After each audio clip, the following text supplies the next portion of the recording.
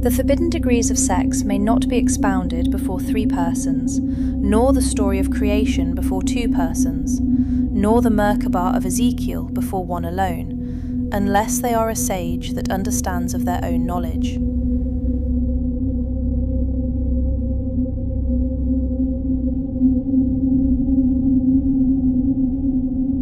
Whosoever gives their mind to the following 4 things, it were better for them if they had not come into the world.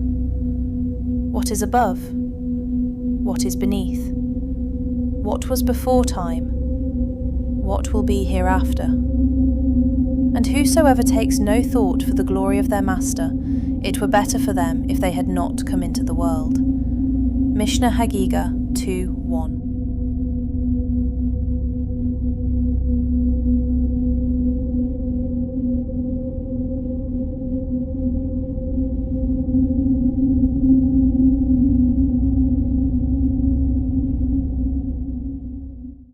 So what does it all mean?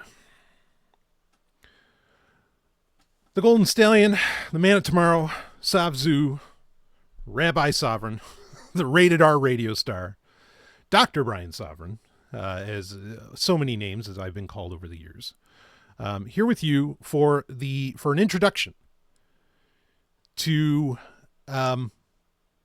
what personally I consider to be the most important work that I may ever do. I go into this with apprehension. I dare not say shakiness. Perhaps, or as the Green Man would have put it, burdened with glorious purpose. Relax, I don't think of myself so much that way. But something that I have to do. This is going to be a sub-series of Sexoterica that I have threatened to do for some time. And I have to tell you that in the past month or so, given world events and other things, that I have been in deep thought, deep meditation on how to present this, on how to go over all of this, because what we're going to discuss is applicable to everyone. I'm going to go over a few points of what we're going to get into for at least the first few episodes of this sub-series. The sub-series will go as long as it needs to, and hell, it might go into perpetuity.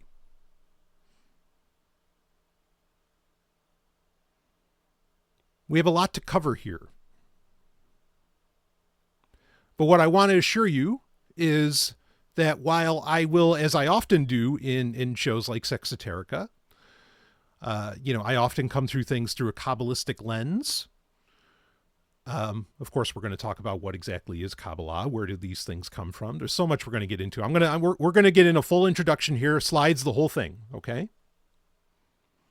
But I want to assure you, again, that this is applicable to everyone. This is for everyone. Even if it comes through a Jewish lens or a Hebrew lens, often enough, it won't always. This is for everybody, for a multitude of reasons.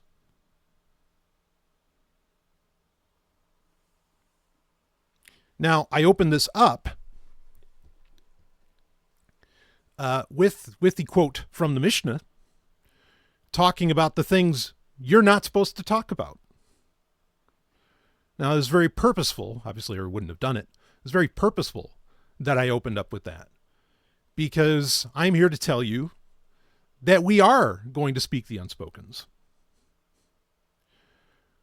This is going to be a very uncomfortable series.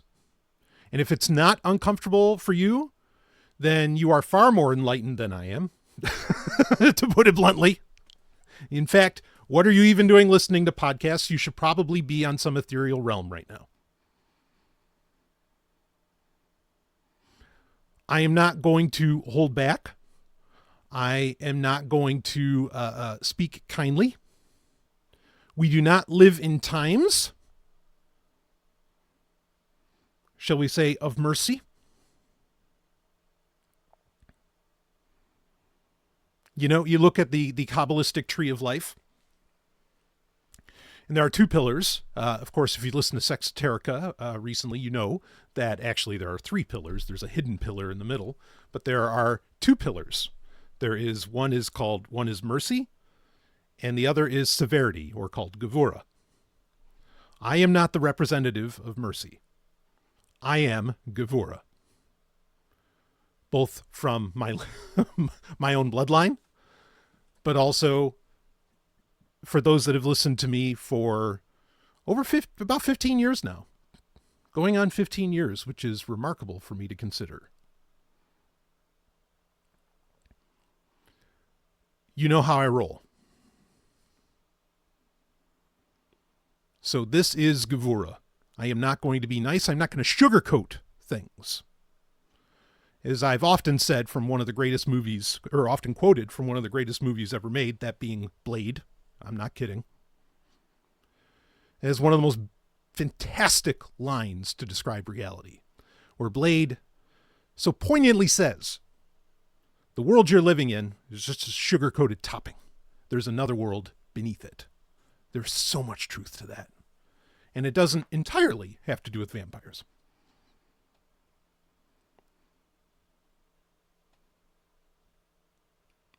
So, no more of the sugar-coated topping. We need to go deep, because these are times that demand it. Now, I mentioned, I used the word bloodline. I am going to talk about, please get through all of this with me, because any of your questions of why does this matter to me, I am going to answer. And as I've said on Sexoterica, when I initially threatened to do this sub-series, that if you think, you know, with the Epstein files and the Rothschilds, whatever other, you know, stuff out there, if you think that any like the smallest portion of any of the realities around these subjects are true, then subjects relating to, say, the Jews, the Jewish lens, Jewish texts, that aspect of history, and so on, literally applies to everybody. And with that, and I say this, I assure you, I say this with so much apprehension and trepidation, this may be the most important podcast series going. Because no one, as far as I've experienced, has the courage, perhaps the background, the pedigree, to talk about these subjects. And I mean, it's remarkable. Let me be clear here, before we even get into the slides. Okay, it is remarkable the confidence I hear people commenting online about all kinds of subjects, like the Third Temple, you know, within Judaism, just the conversation around the Jews or whatever. I mean, like just one remarkable example. You know, there are these supposed authorities out there who are like, you know, Epstein didn't actually die. He didn't commit suicide for sure, because it's against his faith to commit suicide. And I listen to that and I'm like, wait, what?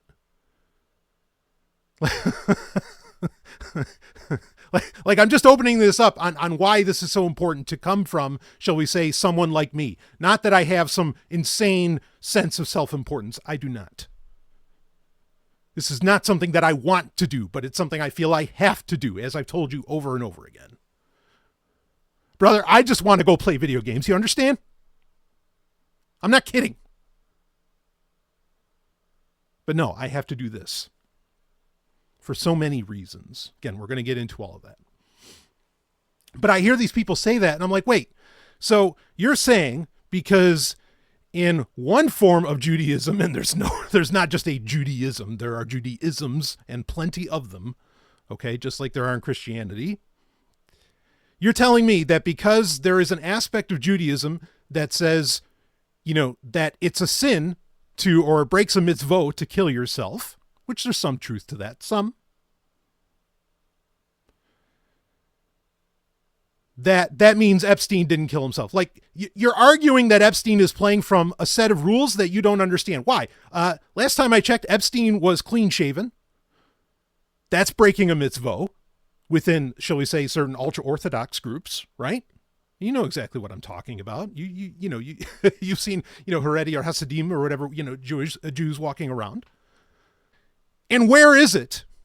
And honestly, I don't care what form of Judaism you're talking about, whether it's, conservative, Reconstructionist, Orthodox, ultra-Orthodox, Hasidim, whatever. What version of Judaism? And I want you to point out the book to me. I want you to show me the verse or wherever where it says we drink the blood of babies. Fucking show me that.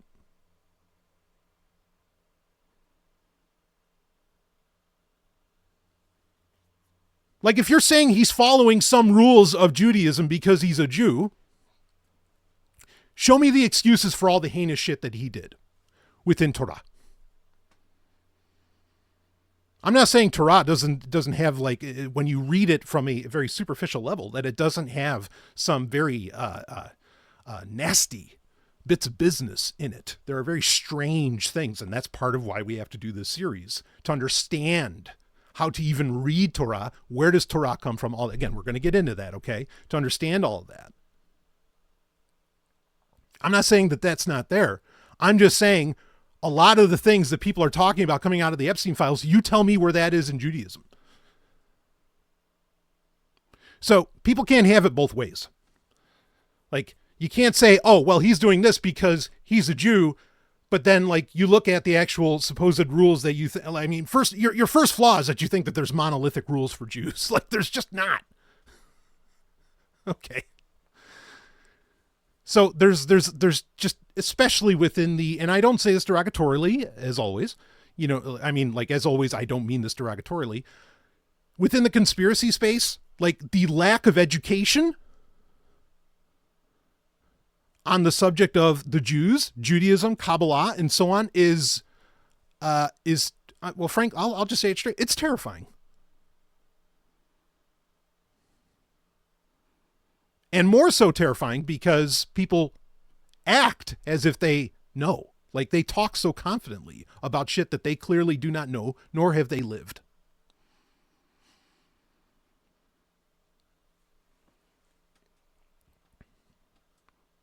So this bothers me quite a bit and compels me, to to get behind the mic and now the camera, if you're watching on YouTube and Spotify and wherever else, Rumble, wherever else. I feel compelled to bring some reality to the subject. Now, by the end of this series, if it ever ends, because who knows, maybe people will be like, no, Brian, keep going. By the end of this series, if you don't have more questions than answers, then I failed. But I guarantee you will get answers. And like was quoted at the top by Sophia, we are going to get into the things that we're not supposed to talk about, that I'm not supposed to talk about. But why am I doing it anyway if I'm not supposed to? Well, we're going to cover that too. But for now, all of that preamble, let's get into let's get right into what we want to cover in this introduction. So, this podcast series, sub-series for Sexoterica, I am calling The God Defusion. And this is diffusion, if you're not sure what that means. It means it's kind of the opposite of fusion. So it's bringing clarity. We're removing things to bring clarity. And that's what I want here. I want clarity on what all of this mystical, and some would say questionable and whatever, all this stuff, that there's so many conspiracies around and complete wild misunderstandings, we're going to bring clarity to. And will there be things that you can take away, actionable things that you can take away from this and use for yourself? Absolutely. All right. Jewish or not. Again, this is not, it is about the Jews, but then it's also not about the Jews. It's everybody else who thinks it's about the Jews. And I understand why. I'm not even saying that that's like an unjustified thing, a conclusion to come to. You know, when, for example, in the Epstein files, when you see that he's sent out, emails or whatever else, asking, or where, people are asking him for a party that they've been invited to, like, are there any goyim there? And, Epstein will respond, oh, no, 100% Jewish. And it would appear that Epstein was quite obsessed with eugenics. And within that, also a sense of, I guess we could call Jewish superiority. So I understand where people are coming from on this. But again, that's why this subseries, the God Defusion, has to be done. All right. So as much as it is about the Jews, it's actually the exact opposite. And as we go through this, I will explain more. Okay, so this initial point, getting to the slides here. Again, if you're just listening to this on audio, in this episode, there's nothing, that'll be on screen. At least I don't plan on it. That will be necessary. I'll do my best to keep that in mind. That actually most of my listeners only listen on audio, and I'm the same way. I only listen to podcasts generally, via audio. But in the future, in upcoming episodes, it will probably be best if you did have the video. Again, I will do my best to make it so that you don't have to rely upon the video, but sometimes things can only be expressed in that way. So just something to keep in mind. Please feel free to like, comment, and subscribe, as they say, on YouTube and of course on Spotify. It's all video is available there as well as on Rumble. And we that way you can see all of this. So at this first point, I'll read. This is ultimately not about the Jews, though we will discuss matters through a Hebrew lens and through Mesopotamian texts. I've already, opening this up, I pretty much already talked about all of this. But again, while what I am going to discuss in this, and we're going to go over what's going to be covered here, this is not just for Jews. I think it's also helpful for other Jews to listen to, but this is not just for Jews. It's for everybody. And I would argue more so that it's actually more for a non-Jewish audience than it is for a Jewish audience, but ultimately it's for everybody. Okay. And, while again, my background within mysticism, even though I have, both education, I was going to say learnings, education, and as well as practice in multiple forms of mysticism and spirituality. I always rely upon my Hebrew lens, my Kabbalistic lens. Okay. So now talking about that, what that lens is, okay. This is going to be helpful as we go through this. It makes sense to have a Hebrew lens when we're talking about a lot of Hebrew texts and Hebrew tradition. At the same time, it's very clear, many scholars will tell you, and I think it's obvious, even to the the most, shall we say, pedestrian reader of any, shall we say, like creation text outside of the book of Genesis, that there are similarities, right? Like how many different cultures have flood myths? So many.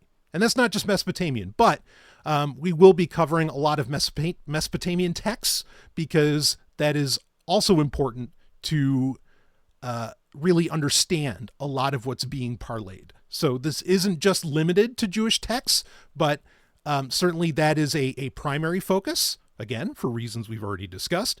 As well, part of the power and the prevalence of Hebrew texts is because they have been so well preserved. Now, I'm not saying that they're in their original forms, But whether we're talking about Torah, the Tanakh in general, even the New Testament, Merkabah mysticism, Kabbalah, even shall we say Gnosticism, though arguments of whether and how Jewish exactly is Gnosticism. Again, we're gonna get into a lot of this. Okay, these texts have been preserved very well, regardless of tradition. So that's part of the reason for their prevalence, is that, a lot of, sure, we have, copies, shall we say, in fact, completely by accident, frankly, just by the nature of like how clay tablets react to fire when shit burns down, because much of human history is a history of destruction, unfortunately. We have clay tablets of, shall we say, like the Enuma Elish, right? The Epic of Gilgamesh and all these other things, like we have these records, but they're often incomplete and, just not well preserved. That doesn't invalidate them. That doesn't make them any less than, shall we say, Hebrew texts. But the focus on Hebrew texts is that they do have some degree of antiquity and have been very well preserved, whether it's by the Christians, the Jews themselves, or whoever else. Other traditions that are just as important that I will discuss, would be Persian history, Zoroastrianism, that 100%, 1,000% has a place at the table of mysticism. Islam has a place at that table. There's a lot we're going to, again, so I'm not limiting this in any way to just Jews and Hebrew texts. Okay, but I just want you to understand that, yes, I am coming from a Hebrew lens. Now, with that said, who are the Jews that we're even talking about? This is a question that, for some reason, is complex for people today. I mean, I know why, because it's very rare that in the Western world that you deal with like ethno-religious groups. Groups that are both religious and also an ethnicity. That is not common. Not only are they ethno-religious, but depending upon which version of Judaism we're talking about, they are also very, they're geo-ethno-religious, meaning that they give a shit about what plot of land they're on. Now, the idea that God is a real estate agent is nonsense, but there are people who believe this. There are people who take this very seriously. And so this whole question of, who are the Jews needs to be answered. From what and where do they originate? That needs to be answered. You are going to get an answer here that's going to make people very uncomfortable for a multitude of reasons. That includes geography. That may not be Israel. That also includes questions of, shall we say, of ethnicity. You don't have to, let me be clear here. And of course, on the slide here, it says, are they running the world? Yeah, we got to answer that too, because the claim is that they are. That a population there are fewer Jews in the world than there are Indian Sikhs. But there is the belief that they are running the world. Is that a reality? We have to answer that too. But what I want to make clear here is, again, you don't have to believe any of this that I lay out before you. You don't have to agree with any of this that I lay out before you. But I think any person does well to have awareness of as many possibilities and perspectives as they can. And again, I assure you, you are getting incredibly rare. I'm not saying they're single to me. This isn't stuff that has come out of whole cloth, okay? This isn't make-believe. This isn't made up. This is stuff that comes from texts, traditions, and yes, and this is a key point that I want to bring up, and one of the first areas, we're going to clarify some terms and define some terms as we go through this. Just today, okay, as we go through this, and throughout the whole series, of course. But I will often, okay, so because like I've said, yes, this is about the Jews, right? Who are the Jews? From what and where do they originate? Okay, those have to get answered. But this is applicable to everybody. Okay, so in that instance, okay, there's something important to understand. Like I said, there's not just a Judaism, like this monolithic Judaism that somehow people out there can say that this is what Jeffrey Epstein believed in, or this is what the Rothschilds believe in, or whatever, and that's their Judaism. Like that somehow they can even begin to guess what other people think in that regard. Like, stop.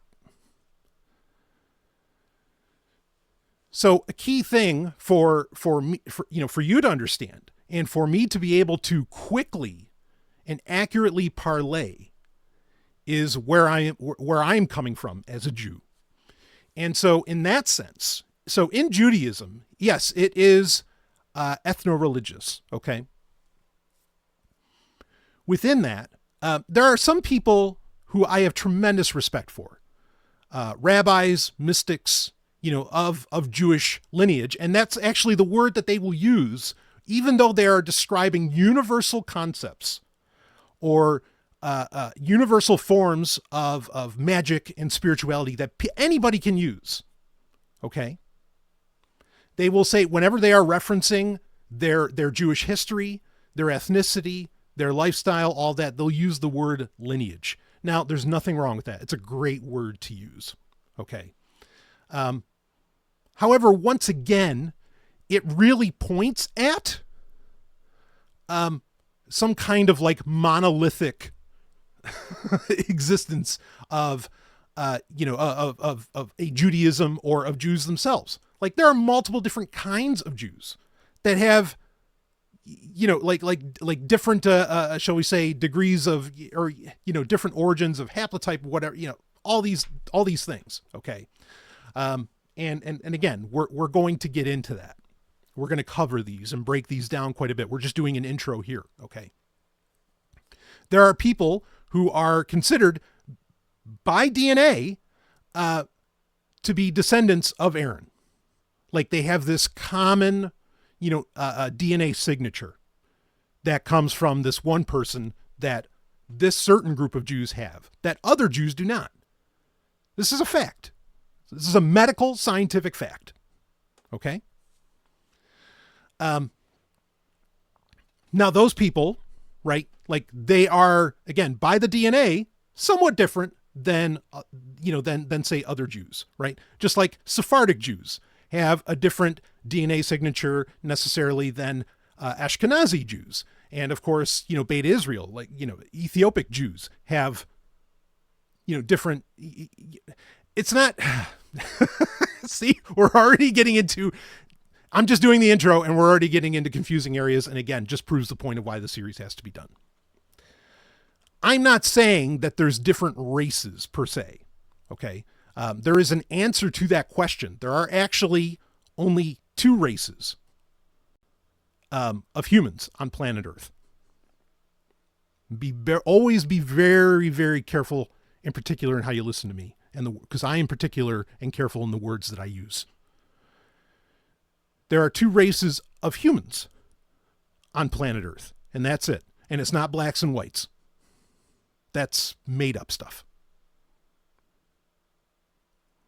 The popular conceptions of race that the world has right now, even from like a technical sociological level, are very much constructs. They're classifications. They're not a biological, shall we say, a biological reality. I mean, sure, we can look at DNA and all this other stuff, and all right, there's, like we're doing right now, there's conversations to have around that. Okay. But bottom line being, there's not just one type of biological Jew. Okay. there are many. There's Mizrahi, there's, and that's not even getting into the Samaritans or, even like who are the descendants of the Spartans. Oh, what? You didn't know that Spartans were descendants of Abraham? Oh, sorry. I didn't realize nobody else bothered to tell the world about that. It's true. You can look it up yourself.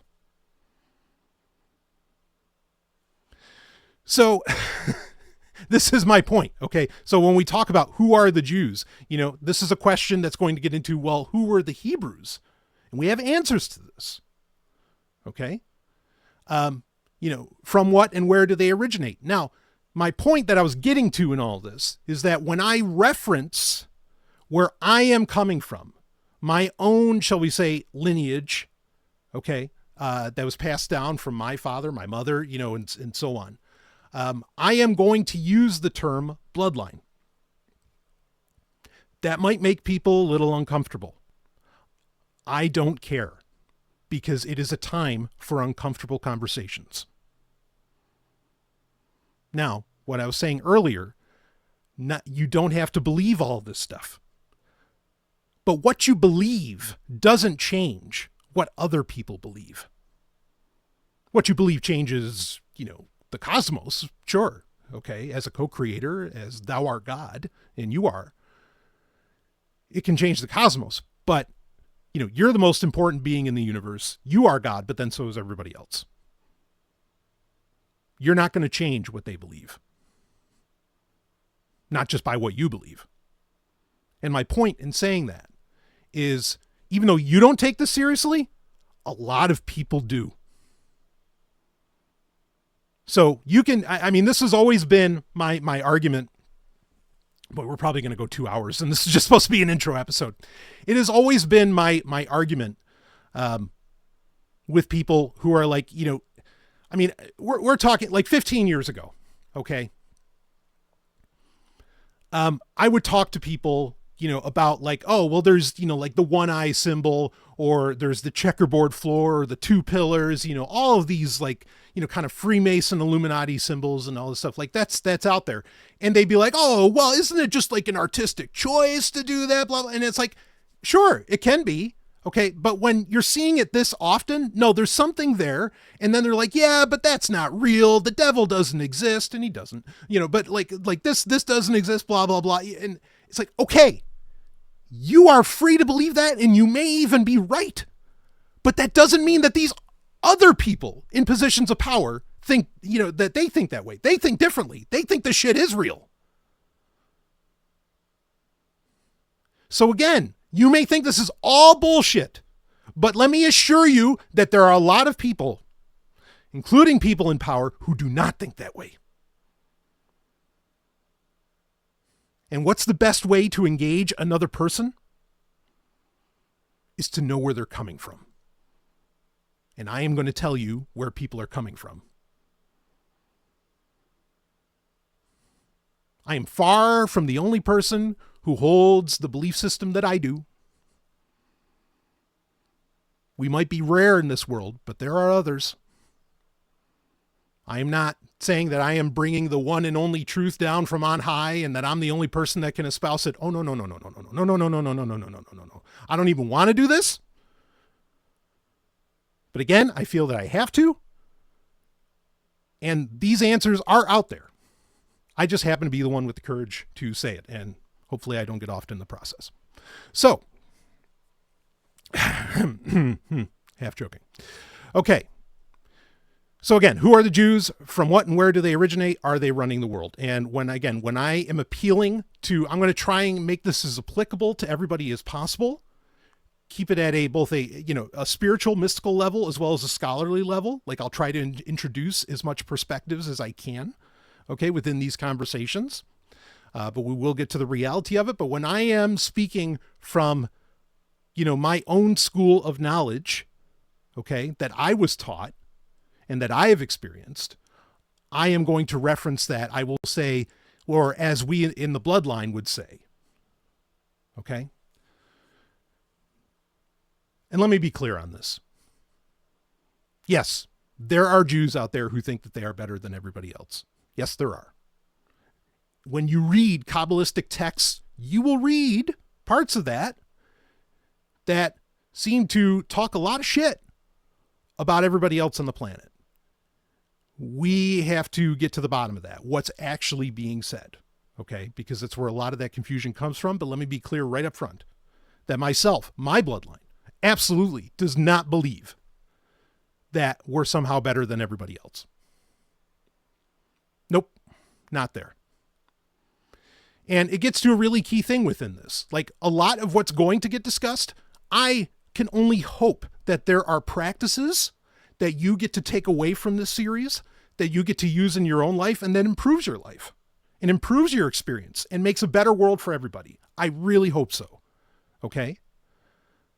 There are aspects of this that are for me and, shall we say, my kin to do that are not for everyone else to do, just as there are things for you to do that are not for me to do. This is such a key point. No one's better than the other. It's just differences. There are some practices that certain groups are meant to do so that other groups can do other practices, and so on.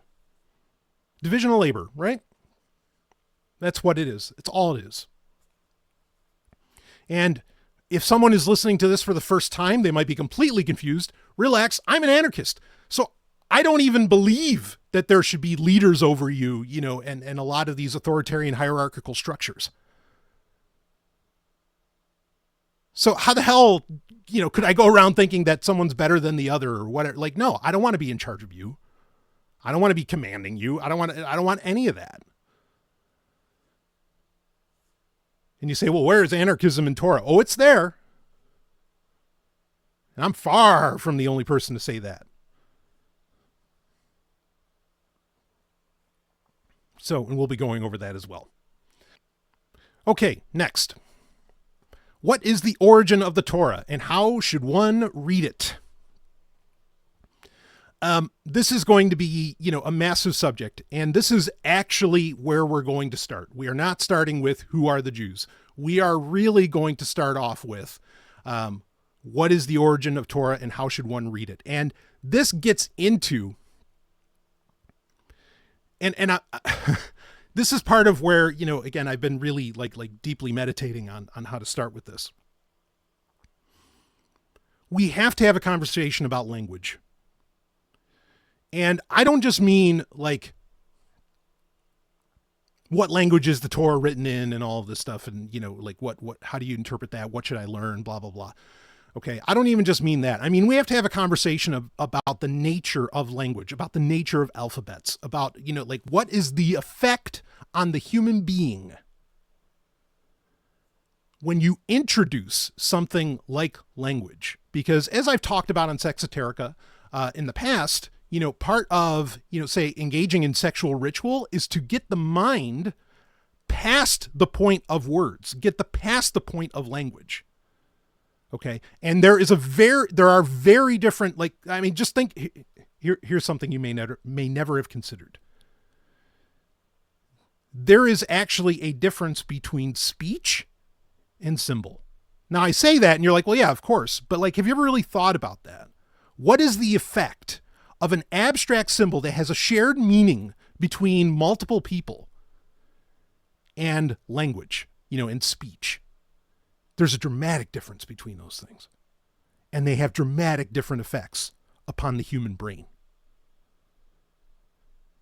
that most people never think about. Okay, so that has to get covered. But also, Torah itself has been translated, and we could say the Bible, if you're more comfortable with that, has been translated in many different languages.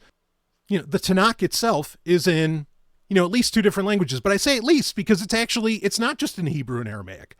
There are loan words from other languages clearly in the text. Now you could say, well, they're just loan words.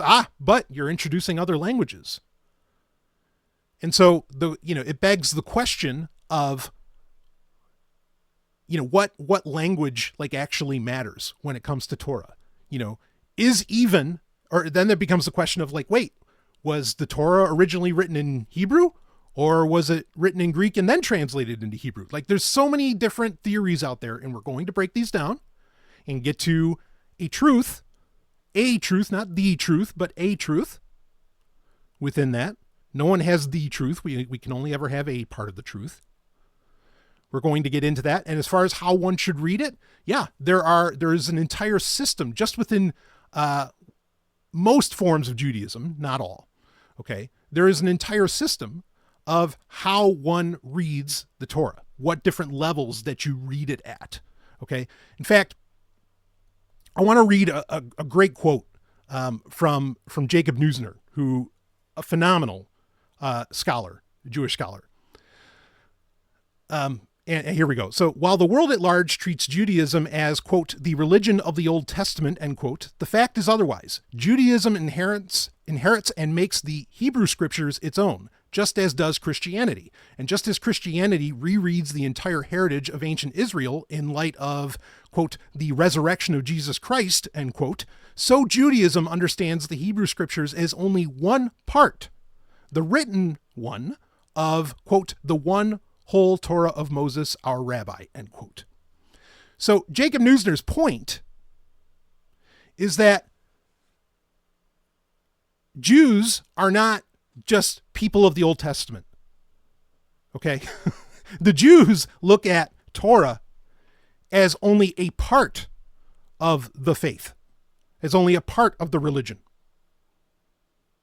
And arguably, I mean, based upon pages, it's kind of the smallest part. And I think most of the world, this is another misconception that most people have, is that like, oh, well, the Jews only believe whatever's in the Old Testament. Oh, no, they don't.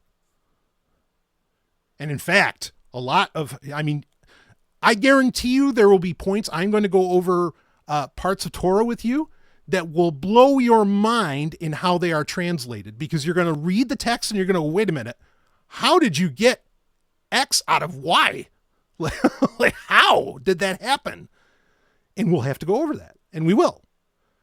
But that's so you can understand, the Jewish mindset, but also understand the people that have been preserving these texts for so long. It's very important. And that doesn't even get into, and this is the most important principle, that I wouldn't say never gets taught, but I have rarely ever heard a scholar get into, okay, what's in the white space? What's between the lines when you're reading? And this isn't just true for Torah. This is true for any ancient text. This is true for any book. What's between the lines? It just so happens that in Torah, there is a lot of it. Okay. And, in the bloodline, there is the idea that the Torah was written in black fire. Like that is written in black fire. We'll go over this more in the future. Okay. However, there's not just a black fire. There's also a white fire. The white fire is the space between the letters. And that's where where a truth is found. A truth of the text is found. And so I am going to go over with you how to start to read the white fire, not just the black fire. Okay? So going on, what is the origin of other Jewish texts like the Mishnah, Midrash, the Talmud, or as I put in the slide, Talmuds, and the Zohar of Kabbalah? Of course, we're going to go over many more texts than this. Like we were just saying, the Torah is in many ways the smallest part of most forms of Judaism. Okay. And so we're going to go over the other texts. They are just as important to discuss, if not more so. Okay. As I've mentioned on Sexoterica and on Sovryn over the years,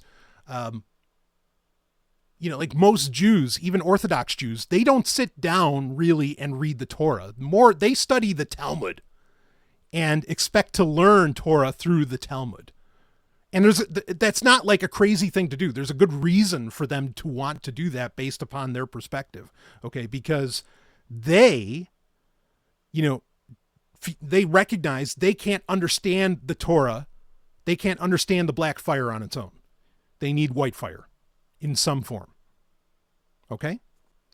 And so we'll go over all of that. What is, what is the Mishnah? What is Midrash? What are the Talmuds? And again, it is Talmuds. And actually, it's also Mishnahs. There's not just one Mishnah. And I don't mean like, oh, yeah, well, there's the Tosefta. No, I mean that there are other Mishnahs discussed, particularly in the Zohar, that require conversation. And that will actually very much color much of the conversation that we're having right here. So we will be going over all of that. Now, this is something I already hit at. What is the history of the language or languages of the Jews, and what language should I learn?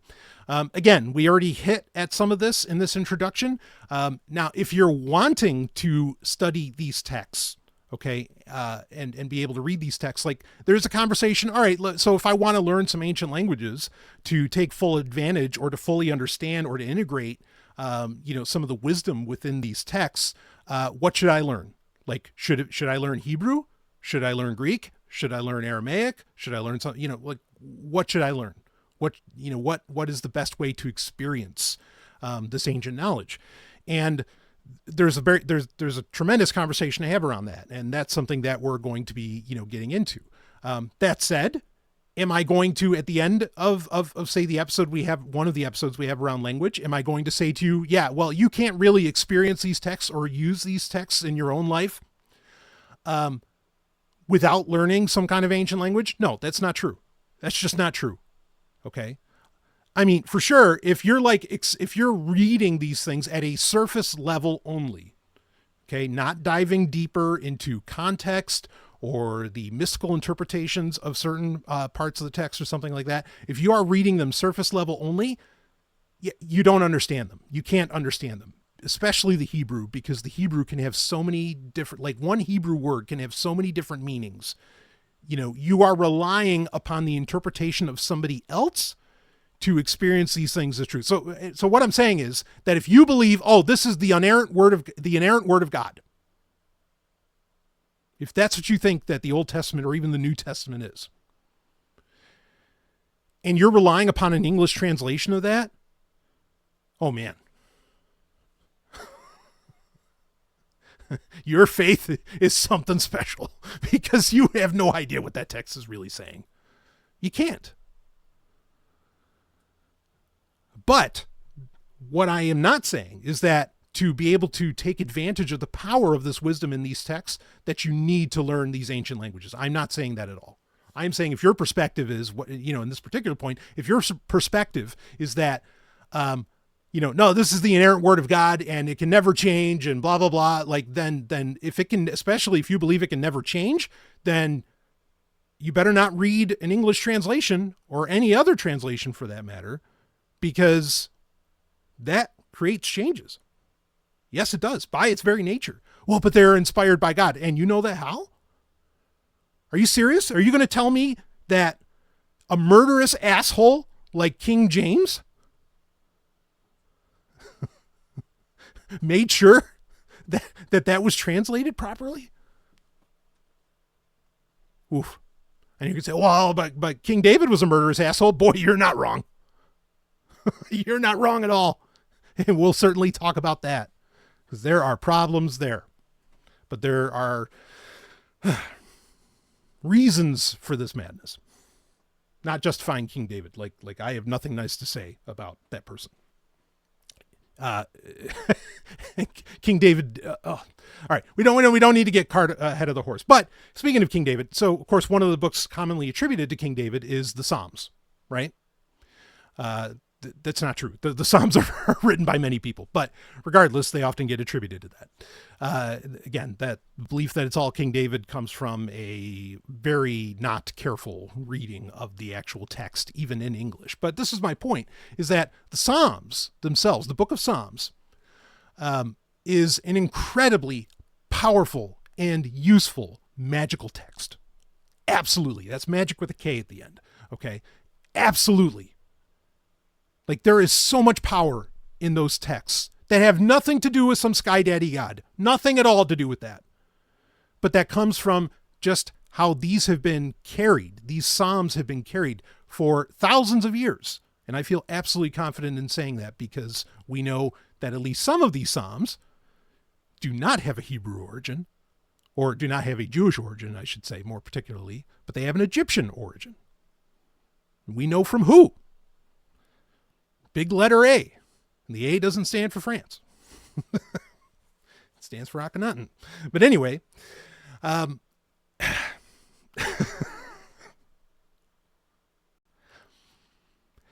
these are absolutely powerful scripts, the Psalms. So, and you don't need them to be in the original tongue, to be able to take advantage of the mystical power that they have.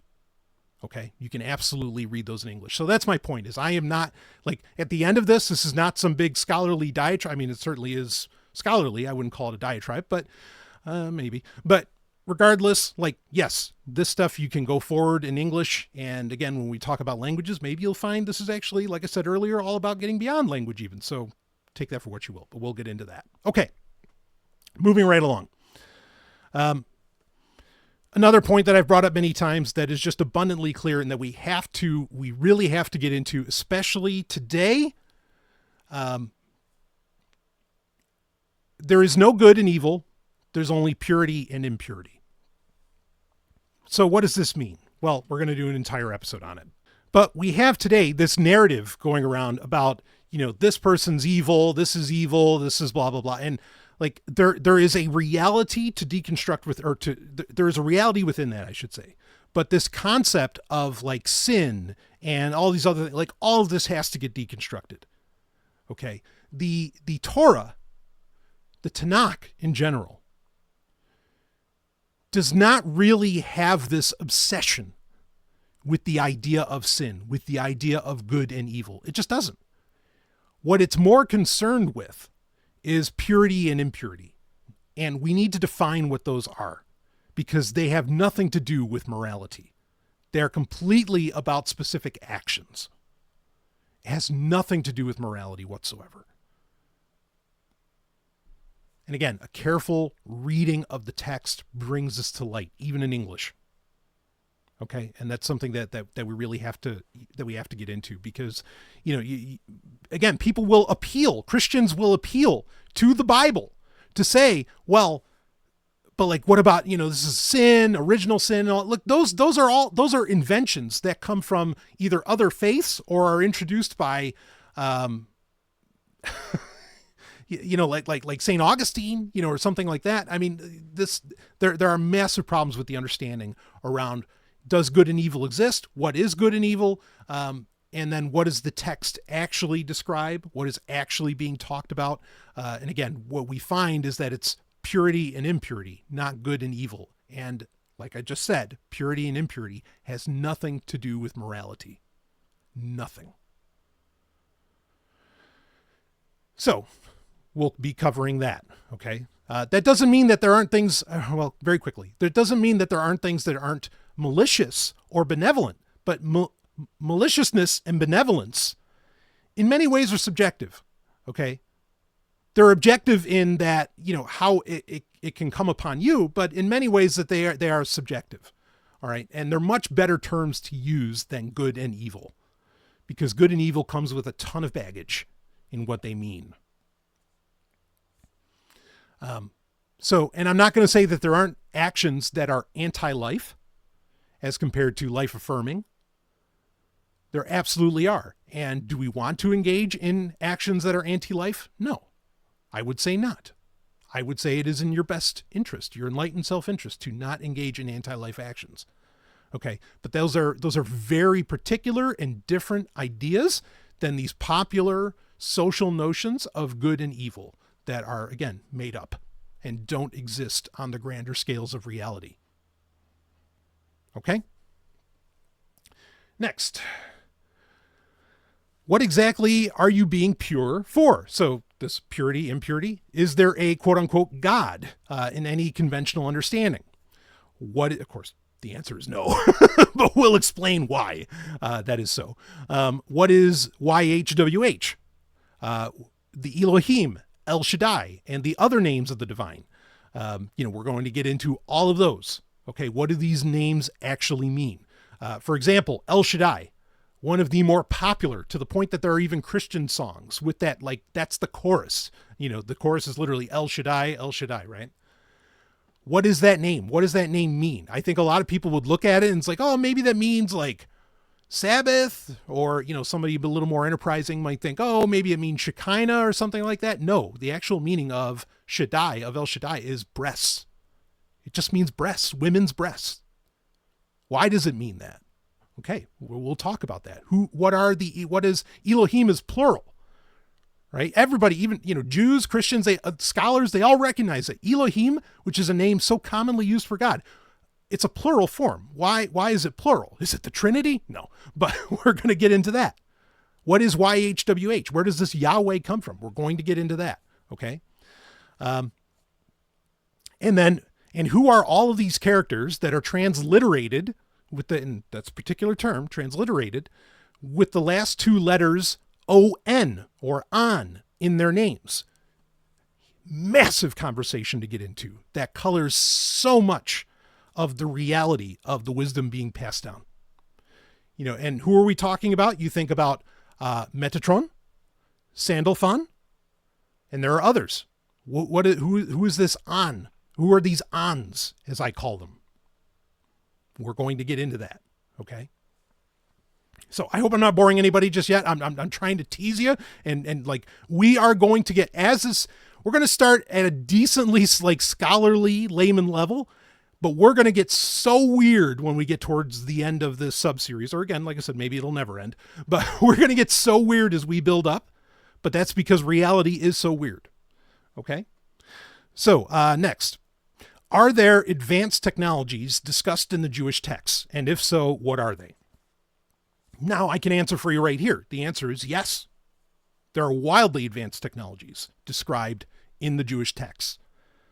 And most people, I think they would instantly run to, say, the Ark of the Covenant. Well, did you know that in Jewish tradition, in the bloodline, there are actually multiple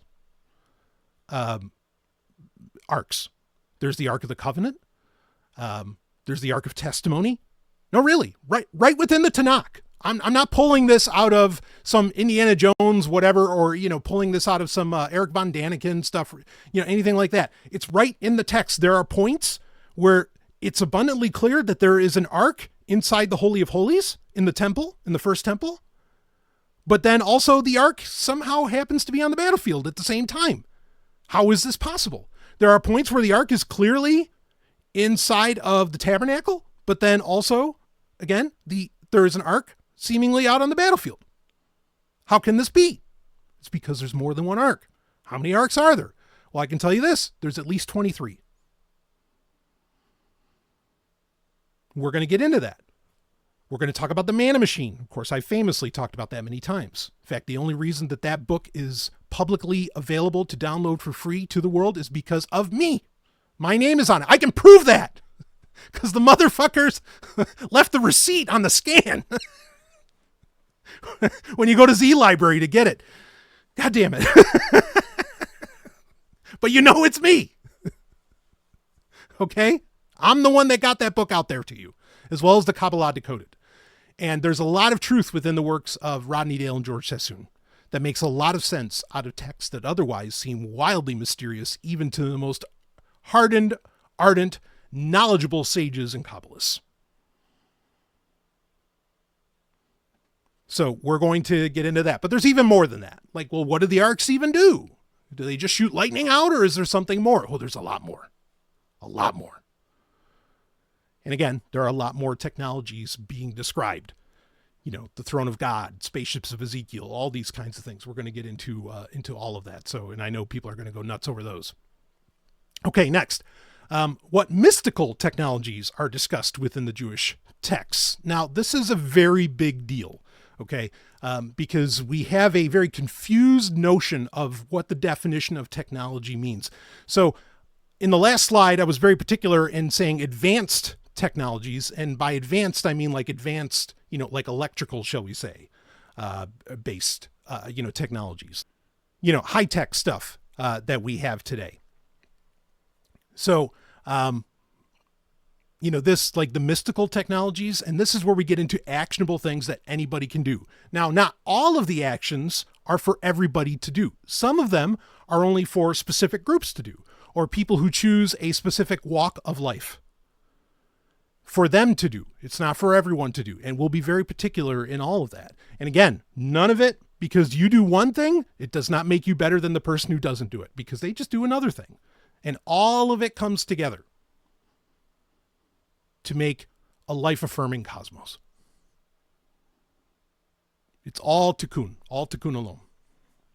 Okay. So we'll be going over those, and again, this is especially this subject is where it gets into. This is not just about the Jews. This is stuff for everybody. Okay. And I guess if I'm going to take a moment on this,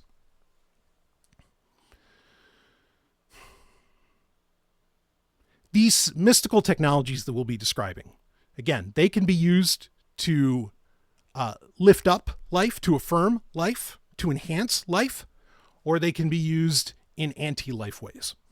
There is no good and evil. Okay? We're all gods. We all have this power. All of us. Some expresses it differently in others, and people have different aptitudes, but we all have access to these. We all have access to the same mystical cosmos. Okay? I cannot be more clear about that. But then our intentions as gods, may not always be, shall we say, the most noble, or again, the most life-affirming, the most enriching. So the people in power today, that people are rightfully so getting very mad and up in arms and concerned about,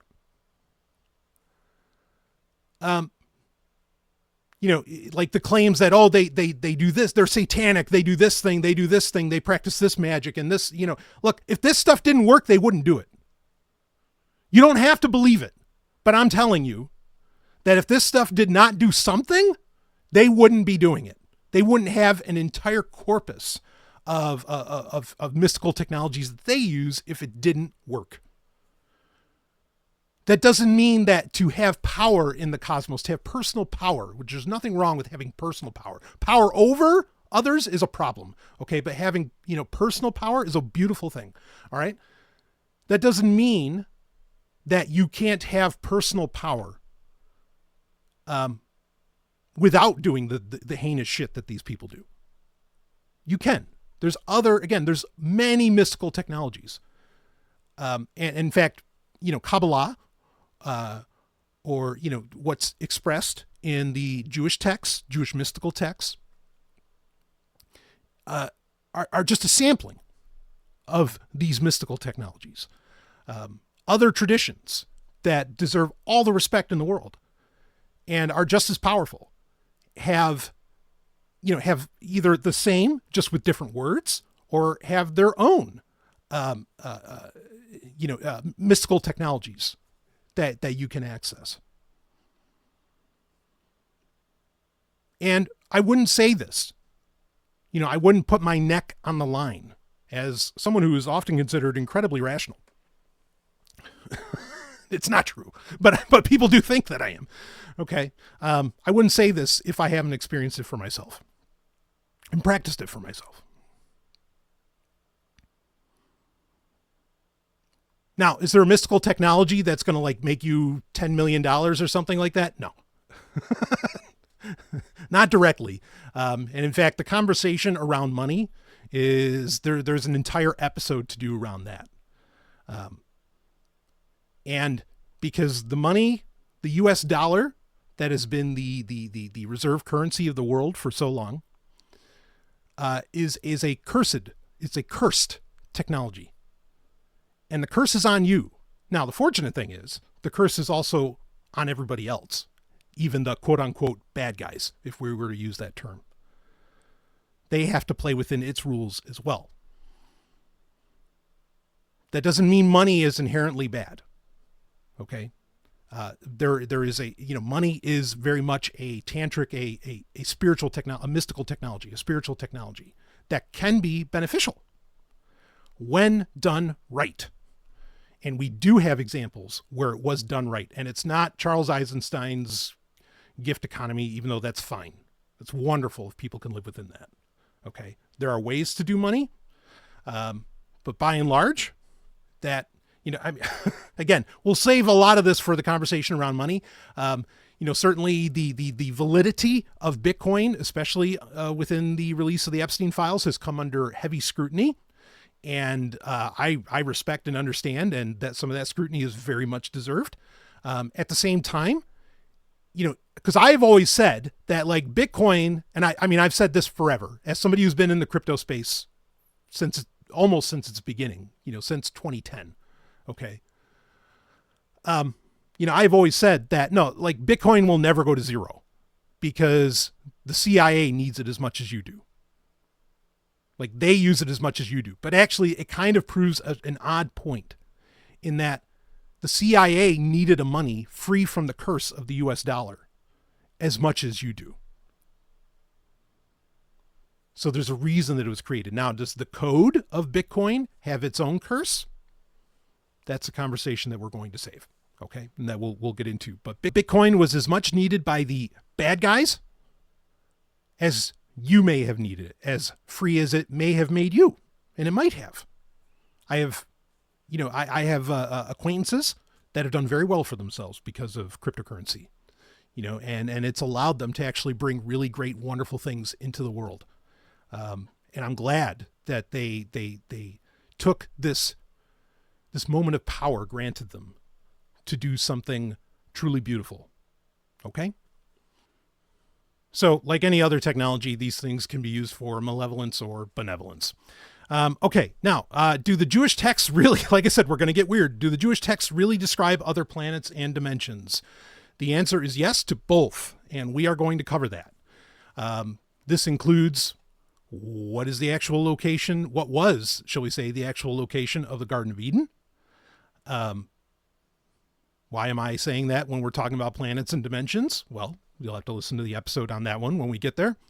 A lot of conversation to have around that. And this is one of the rare areas where particularly, say, the Zohar is remarkably specific in its description, especially of other dimensions. But once you understand, there are certain key words. Okay. And when I say key, I mean key in that they unlock things. There are certain keys, certain key words, key terms that once you know what it means, the text suddenly comes completely alive and you suddenly realize, whoa, we're talking about other planets. Not only are we talking about other planets, we're talking about, not to get all Giorgio Tsoukalos on anybody, but we're talking about aliens. Like really. Two-headed people. No exaggeration. You ready for that? Yeah, we got to talk about it. And then, are we really in the end times? According to Jewish texts, what is the third temple? Will there be a messianic age? This is one that I'm sure a lot of people would wish I would get to sooner rather than later. But like many of these subjects, we have a lot of foundation to lay down. And I assure you, I will make that foundation as exciting as and interesting as I can for you. Okay? Even though I can say, like, the further this goes, the wilder it's all going to get. And I would, I guess argue to be, even the more interesting for people. All right. But, so, but like, especially, there are clearly people, and not just Jews, who are quite obsessed, Christians even more so, who are quite obsessed with, oh yeah, we need that third temple so Jesus can come back, or for the Jews so that the Jews can take over the world, or some Jews, and so on. Okay. So, but what do the Jewish texts actually say about a third temple? Because they're actually, this is another area where they are remarkably particular. And the reality, I think, will surprise a lot of people of what gets talked about as far as the third temple goes. And, are we in the end times? Like, are apocalyptic concepts even a part of Judaism? Like, really? Were they always a part of it? This is an area where we need to we'll get into some scholarly research, but when we're reading Into the White Fire, you come to some very interesting conclusions. Okay. Will there be a messianic age? Of course, this is talked about by many Jews, the age of Messiah, right? And so, what does that mean? Of course, what does Messiah even mean? Like, what is this Messiah that people are waiting for? Now, longtime listeners of me will know, actually, messiahs have already come. And I don't mean Bar Kokhba. I don't mean, characters like Sabbatai Zvi or something like that. I mean that the Tanakh itself, okay, the Old Testament already talks about messiahs that have come. So like this idea of waiting for this one messiah, like honestly makes no sense when there are already people who have been called messiah in the past. There can't just be one messiah. And even in an apocalyptic interpretation of things, there are multiple messiahs. There's at least two messiahs, like a military leader and a spiritual leader. We will break all of that down. We will get into all of that, what that means. Is the Antichrist coming, right? Peter Thiel knows a lot about the Antichrist. No, he doesn't. And we're going to talk about that because honestly, the book of Revelation, which I did I think the series at the time I was calling it Real Time Sovryn. It's available on YouTube, full video, full production. I did a kind of I guess you could say a mini documentary about, much of, not the entirety of the book of Revelation, but certainly like the initial aspects of the setup of the book of Revelation. And in that we talk about the synagogue of Satan and what I describe within that with evidence, even broken AI, which yes, we will be talking about AI quite a bit throughout the series as well. Did it exist in the past? Was Moses an AI like South Park predicted? And so on. South Park predicted a lot, but anyway, I had mentioned in that episode that actually the synagogue of Satan were not Jews. It was Gentiles. And this is, and we'll go over this when we get there, but the book of Revelation it's not a Christian text at all. You can say, but at the beginning, like it's the revelation of Jesus Christ and all this stuff. And we're going to get into it, but that is not really a Christian text. That is a text by a Jew for Jews. It is not Christian. And I'll prove it. Okay. And if there's any importance to be laid upon it, we will discuss that as well. But again, we'll break all of this stuff down. Okay. So, there's a lot to cover here for sure. And, this is going to take, many episodes. But again, we'll cover them, and we'll do deep dives. And where I can, if I can bring in, another expert to expand on certain subjects, I will do so. The first few episodes of this I already have set, so they'll be coming out pretty frequently. And again, I've got to put this out there. This is not something where like, oh, but I'm not going to become a Jew, so I don't care. This only applies to Jews. No, this applies to everybody. In fact, like I mentioned, when I am talking about, shall we say, a lot of Jewish history, and particularly within the tradition that I come from, I'll use the term bloodline. Another thing that I really want to lay out here is Kabbalah, okay? Because that is ultimately my lens, right? Like, I'm not even necessarily coming at things through the lens of the Talmud. A really important, a key point let me bring this up here. A key point to get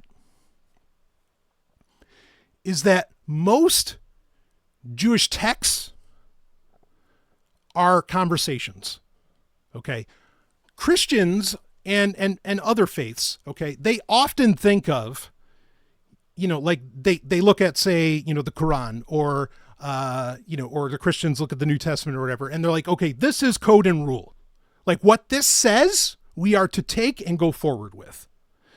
As to where most Jewish texts, especially the Talmud, but also various Midrash, and even within the Zohar, and others, they are conversations. There are arguments happening. If there's anything that is true about Jews that is shared across regardless of DNA, is that we love to fucking argue, especially with each other. Oh, man, it is a pastime. Why do we have so many fucking festivals? Because we like to get together and fucking argue with each other. Hardcore. And we walk away still loving each other. Unlike the Christians, who seem to just start throwing Anabaptists into pits or killing the Waldensians. unfortunately. But we love to argue, and it reflects in our holiest, quote unquote, holiest of texts. So this speaks to what I was talking about at the very beginning of this intro, that you have a lot of people out there, especially in reference to, concerns around, oh, there's the Jewish cabal, Epstein's part of it, and they believe this and they believe that. You can hear the ignorance from them. Even though they're confidently ignorant, you can hear the ignorance, because when you say Jews believe this, it's very rare occasions where you can say that the Jews believe one thing and all agree upon it. That is so rare. It's not even the Ten Commandments. You're thinking, well, they all agree with the Ten Commandments. Okay, well then what the fuck is Epstein doing killing people? But regardless, or getting them killed. Regardless, like the Ten Commandments even. Do you know how many sets of Ten Commandments there are? First off, there aren't just 10 commandments. But like even within the popular concepts of what are considered the 10 commandments, okay, people are completely wrong about this. You have Exodus chapter 20, right? There's the 10 commandments there. Then you have the 10 commandments that are in the book of Deuteronomy. Whole conversation to have around the book of Deuteronomy. But the weird thing is, neither of those within the Torah itself actually say, this is the 10 commandments. The only place where Torah itself says, here are the 10 commandments, is actually in Exodus 32. Now we're going to go over this. We're going to talk about this. Okay. But go and read, please. Go and read Exodus 32. You'll see it says it. It says, here are the 10 commandments. And they are weird. It's weird shit. It's like, oh, do not make a pacts with the Midianites, like all this kind of, like, it is almost nothing like the 10 commandments that most people think are the 10 commandments. But we're taking the text at face value. This is why you can't take Torah at a surface level. And every Jewish sage knows that. That's where they will agree, but they won't. But I mean, like on the 10 commandments, no, there's not an agreement on what are, like the 10 commandments are actually different between Exodus and Deuteronomy. Yes, they are, especially the reason for the Sabbath. 2 different reasons are given. That is a drastic change. The law is not the same if it has a different reason for existing. Okay. But then you get to Exodus 32, where it actually says it's the 10 commandments. And of course, how do you even, like, are there even 10? Is it actually 11 or 12 commandments? Because how do you break up the verse? There's all of these questions to get into. Okay. But the ones in Exodus 32, you're going to read that and you're going to see that they're the 10 commandments, and you're going to be like, what the fuck? How am I supposed to follow that? Who the hell's like, who's a Moabite now? Or, whatever. Like, it's a mess. But that's because it's not meant to be. Why spoil the fun? I'm going to calm down on that. Okay. But this is my point, is that, like, even the 10 commandments, there is an agreement upon. All right. There is not a universal agreement. So many examples of things like that. Again, that people just, they don't know. I mean, like the 10 commandments one, like I said, it kills me, because when you have in the United States, like when you have states that are like, oh yeah, you need to display the 10 commandments in school. And like, if there is anyone with half a brain in the state house, they would say, which ones? Like, which set of 10 commandments do you want us to put up there? Because some of these I don't think are going to make too much sense to kids these days. It's so bad. It's so bad. People are so fucking stupid. I'm sorry. You're not stupid. You're uninformed. Wildly uninformed. Am I the only one that knows all this stuff? No. If anything I bring to you sounds unique, I guarantee you it is not. But it's only unique because, again, I'm a person willing to come out and say it. I am willing to speak the unspokens. I am willing to talk about the forbidden degrees of sex. And oh yes, we're going to talk about sex rituals all the way. Okay. I am willing to talk about the story of creation, or the stories of creation. What exactly was the serpent? Did the serpent sleep with Eve? I will talk about the Merkabah. We'll go all into Merkabah mysticism. Okay?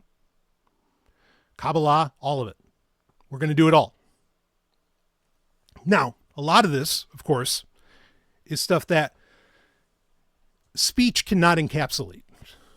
So it's not a matter of speaking the unspokens. It's the matter of they can't be spoken. Like they literally, like the tongue could not pronounce them. Just like, for example, the Tetragrammaton, right? Like this holy name, YHWH. What is, how do you actually pronounce that? Is it actually Yahweh? If it was such a big deal, well, anybody can say Yahweh. Why doesn't something happen when that happens? And that's because there are aspects, perhaps, in the bloodline. The idea is that there are aspects of that name that it's not just the movements of your tongue. Okay, it's not just the speech that comes out of your mouth, how you say the name that matters. That there are sounds that need to be made that can only be made, again, not from your tongue, not from your mouth, but from what's around you. That's important. It's not just how you say the name, but where you say the name. Within what you say the name. These are the mysteries we're going to talk about. And so much more. Again, bring reality to a lot of these, to these genuinely, the genuine crucible of time that we live within right now. These are very bad times for a lot of people. For all of us, really. Even if some of us are living more, with more material comforts than others. These are very bad times. But they are not to last. We'll get past all of this. And the more educated and spiritually attuned that we are, I think the quicker we can get through it and the better we can all get through it. Again, I don't have the truth. I like to think a truth, but not the truth. I have an aspect of it. I have a fractal of the great hologram of the universe. That's all. And it's one that's been handed down to me from a very, very long lineage. It's not something I wanted. I guess closing this up. I know I keep saying that I don't want to do this. Okay, so why am I doing it? Again, I feel the compulsion. I feel the forces saying, Brian, you've got to sit the fuck down and get this out there. And that's part of the reason that I am confident in talking about things that I know from my bloodline we're not supposed to talk about. Call me crazy if you want. At the very least, I guarantee I'll entertain you, okay? But I want to express this. I'm really bothered by a lot of the guru culture. I'm really bothered by people who like channelers who claim to be, hearing voices in English, by the way. Because, oh yeah, the whole universe speaks in English.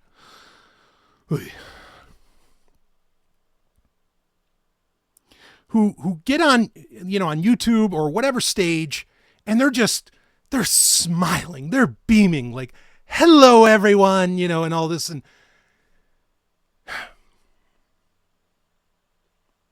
no. Because anybody that were, I think of the prophets in Torah, in the Tanakh. And other examples, not just in the Tanakh, in other ancient traditions and texts. I think about them, and so many of them, you can see them. Here, let me put it this way: the holiest men, the holiest people, because it's not just men. There's Deborah. There's so many.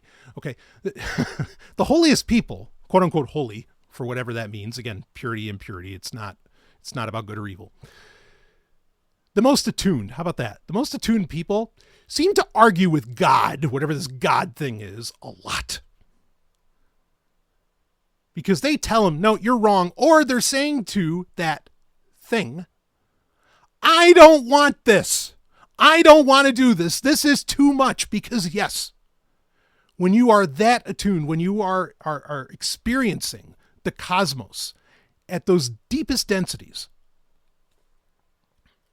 it is too much for anyone.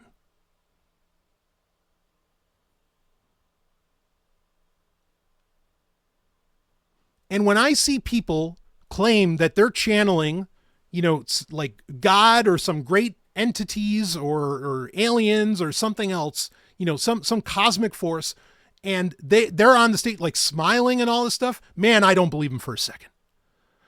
I'm reminded, I have one more point to get to after this, but I'm reminded of my favorite movie ever, Gladiator,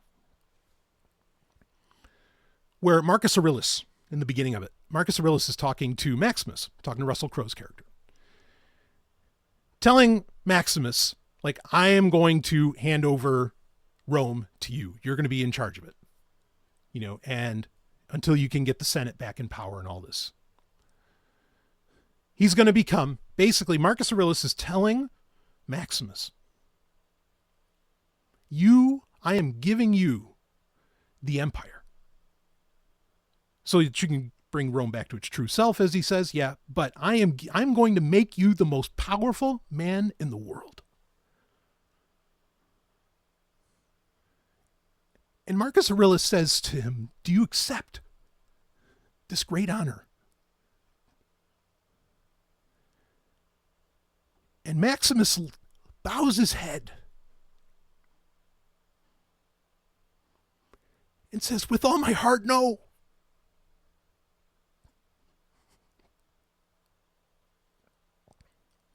Because he just wants to go back to his wife and child. Go back to his villa.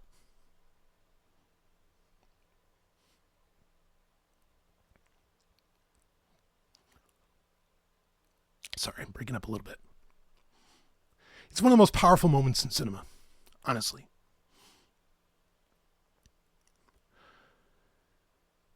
And of course, Marcus Aurelius starts crying. Or like his voice gets shaky. And he's like, oh, Maximus, that's why it must be you.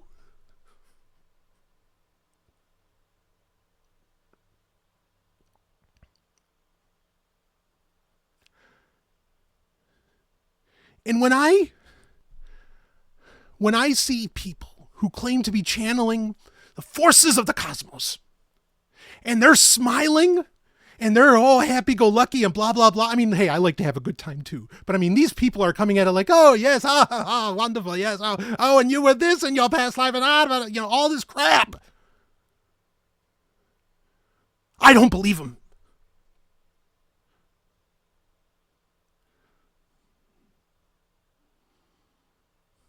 No one should want this burden. No one should want to do this. It's too much.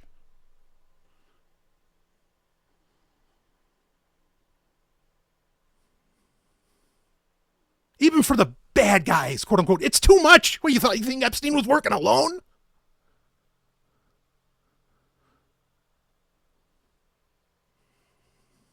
This is why you had priesthoods.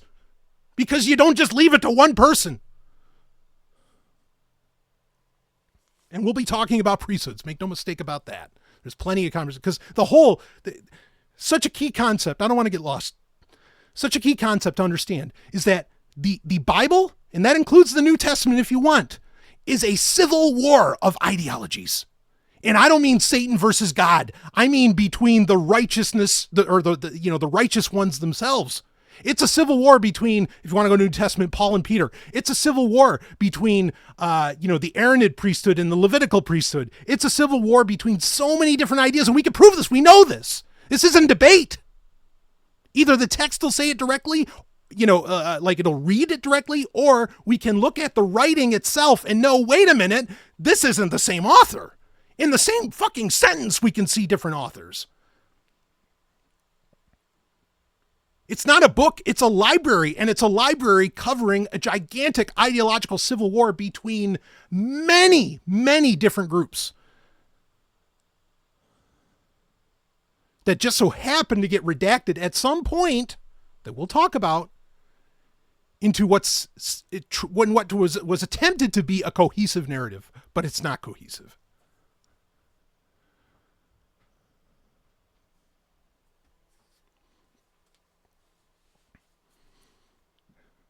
But man, anybody who comes at this stuff, you know, like with a smile on their face, especially the whole time, oh, fuck your mama. Get out of here.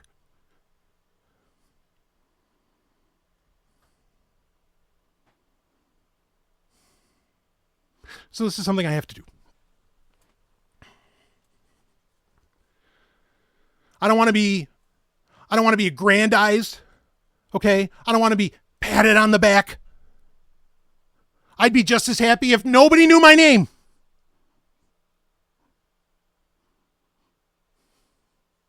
Because I just want to be left alone. But for whatever fate happens to be, we'll talk about that. It seems mine is otherwise. So I said I had one more point, and I do want to get this out right here. You know, in bringing clarity and describing things, like I think I've always felt uncomfortable with saying, oh, Kabbalah says this, Kabbalah says that. Even with, you know, we're just talking about like ideological civil wars. Even with Kabbalah, there's not just one kind of Judaism. There's not one like school of Kabbalah. Okay, like there's Lurianic Kabbalah, there's Cordoverian Kabbalah, like there's Abalafian Kabbalah, there's all different kinds of Kabbalah, like all different kinds of different interpretations. That doesn't mean necessarily that any of them are wrong. One is right and one is wrong necessarily. I mean, there's times where I think that's so, but that doesn't necessarily mean that. It just means, again, like I said, there is yours to do and then there's theirs to do. And it's just different. Okay? But I always hate appealing to Kabbalah. Now, I think Kabbalah, and of course, actually, speaking of Cordoverian, you know, Moses Cordovero, in his introduction to Kabbalah, which is a phenomenal book, you know, he says it right out. Like, he calls Kabbalah science. This is the science. And I agree with him. Okay. And maybe I'll do an episode. I know I've had people ask me this recently, like, Brian, why Kabbalah? Like, well, like what, how did this grab you? You know, like what is this? And we're going to, that's a conversation that I will have. I think that's important to have. Okay. Not just for me, but like what it actually means and all this and why it's important. Okay. But at the same time, my problem with it is this, is when I say Kabbalah, most people are thinking, oh, well, that's a Jewish thing. That's for the Jews, you know? Or, yeah, sure, we have a Christian version, but we're going to put a Q at the beginning of it instead of a K and, you know, whatever. Or, that's for Golden Dawn and blah, blah, blah, you know. And so I just want to stop saying Kabbalah because that suggests that it only belongs to a certain group of people when it does not. It is universal. It is supra-universal, literally. And so the term I'm going to use going forward, okay, when talking about Kabbalah, you know, just like when I'm talking about my traditions, I say bloodline. There's nothing wrong with saying that, okay? I think there's some people like, oh, that sounds racialist. No, shut up. No, it's not. It's just not. Because I'm talking about my family and the family and the families that my family, you know, decided to associate with, whatever. I mean, if I could say community, but I don't think that properly parlays the antiquity that I wish to, you know, describe. Okay. So bloodline's fine.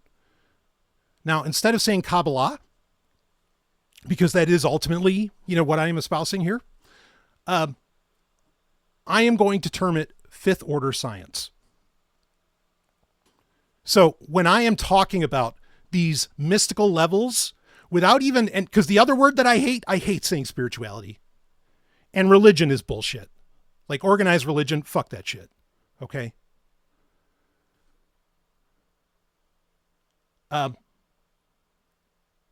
You know, when I'm talking about like what specific groups can practice, like even that shouldn't be called a religion. Like I think the word priesthood is fine. even the word cult, unfortunately, has negative connotations today. And so we can't really necessarily use that. So I think priesthood is what we really have to stick with there. Okay. There's different priesthoods. One doesn't invalidate the other. I mean, like the Catholic priesthood should be invalidated straight up, but no argument here. But I mean, like 100 years from now, I mean, while at the same time, I have this unfortunate sinking feeling that there will be a lot less humans than there are now, and that's not a good thing. I want to be very gentle with that.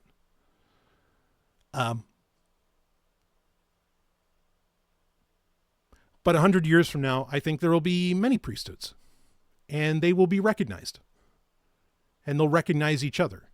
And, the shamanoids between these different groups will communicate. And that'll be a good thing. I mean, and that's a whole other thing. Like Kabbalah it's not just science. Kabbalah is shamanism. Science is shamanism, ultimately. Like science at its best is, and I know some people take issue with the term shamanism because it actually speaks to only a very particular ethnicity, and it's not something that should be so broadly applied. But for the sake of the conversation, I'm going to broadly apply it here.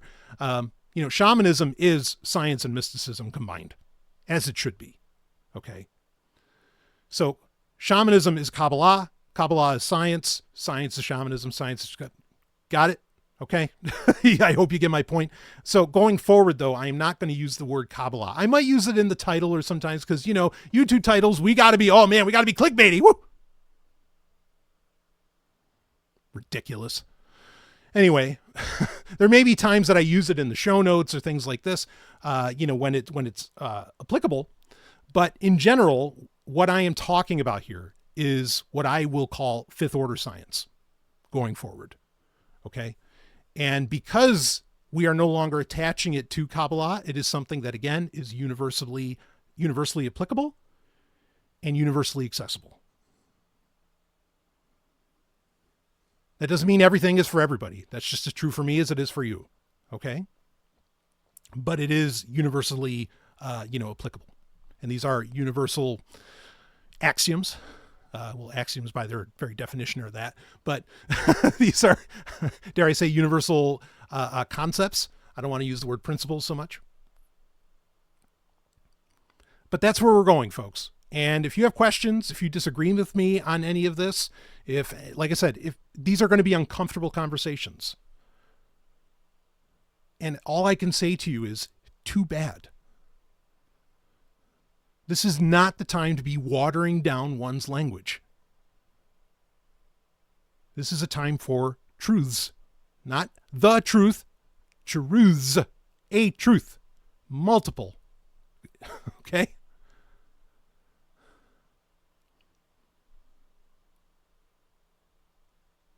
And I'm no good to you if I'm just holding back on saying certain things. So, remember, thou art God. Go forward, and I will talk with you more soon on the God Defusion. See all of you on the other side. You just experienced Sexoterica. This show, while fun, includes extensive original research that is only possible by funding from people like you. Go to patreon.com/Sovryn if you'd like to donate. And if you enjoyed the show, please like, comment and subscribe or leave a review. From all of us at Sexoterica, we love you and we thank you. We really, really do.